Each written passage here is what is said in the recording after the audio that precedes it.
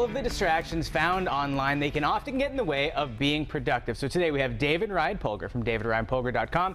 You're here to share some insight, and we spend a lot of time online, and oftentimes too much time. Too much time. I agree, too much time. And Americans, we were talking earlier, have this fight inside themselves. They think they have so much more willpower than they have, but we have no willpower. Well, we believe so much as Americans in willpower, and we think that it's a character flaw when we're out of willpower, right? We say, okay, I'm writing this paper right now, I'm sending this important email, I'm doing something really, really crucial online, and I just have to mentally not go on Facebook, not go on Twitter, not go on Instagram, not check out BuzzFeed.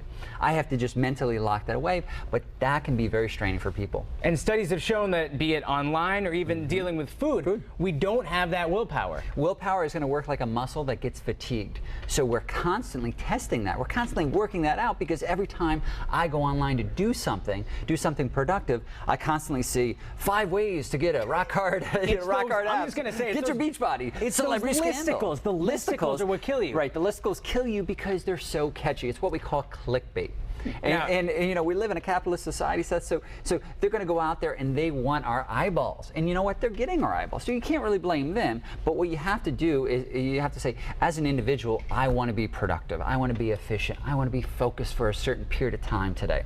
So I need to come up with some system that's going to allow me to be focused. Because we lose so much time online. You're right, those clickbait things, it's a devolving circle. You touch this one, then you see this one, and then this one. Next thing you know, 5 hours have passed. Everybody's gone to bed. You're bleary-eyed. You haven't eaten dinner, and you say, "Where did my time go?" Because studies have shown that we lose track of time online. Yeah. So somebody's asked, "Well, how long were you online?" They assume 20 minutes. Yeah. No, it was 3 hours. Right? Exactly. You go down this metaphorical rabbit hole. But it's not really your fault necessarily. I mean, Sure. we're all a part of the blame in a sense, but it's savvy marketers that are really doing this for you. It's The marketers clickbait right thing. now, right? Clickbait. They're winning. So we need to kind of come back and then assist ourselves. So I like to joke, if left to our own devices, we're always going to consume.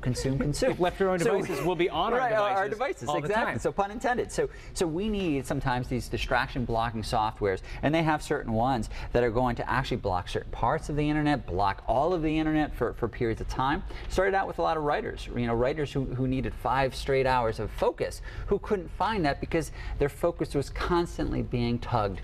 I've got an email. Here's a listicle. Here's a cat video. Right? We need to actually block that away. It's always the cat videos. It's always the cat videos. Who knew that, right? We used to talk about information overload as if everybody was going to be reading Play-Doh. You know what? That didn't happen. It's not information. We're looking at little junk cats. Right. We had this high view of how the internet would be, but it's it's a little different. It's cat videos. A little different. It's cat videos. So there are these websites now. There's a bunch of them out there that are going to help curb your distractions. Sure. Tell us a little bit about that. Yeah, there's a couple popular ones. Rescue Time is a popular one, Freedom, and also Focus Me. And what they're going to do is they're going to allow you to have these kind of personal analytics. How much time are you spending on social media? Because sometimes it's shocking to see. It also, again, allows you to target certain sites that you might not want to see for a certain period of time. Again, coming to grips with the fact that you are going to be drawn into certain sites. There's a certain willingness that you need to say, you know what, it's me. Right, exactly. I can't do it on my own. Take ownership of it. But you know what it is too? If you really want to scapegoat someone, scapegoat the kids. Just say, oh, you know what, the kids are spending too much time on social media. Exactly, yeah. Let's put these handicaps on there. Right, you're right. Yeah, so again, parents can certainly use it, and actually there's a lot of parental features for that would have timers specifically for new tablets that are coming out, that after a certain period of time spent online, it's going to shut down.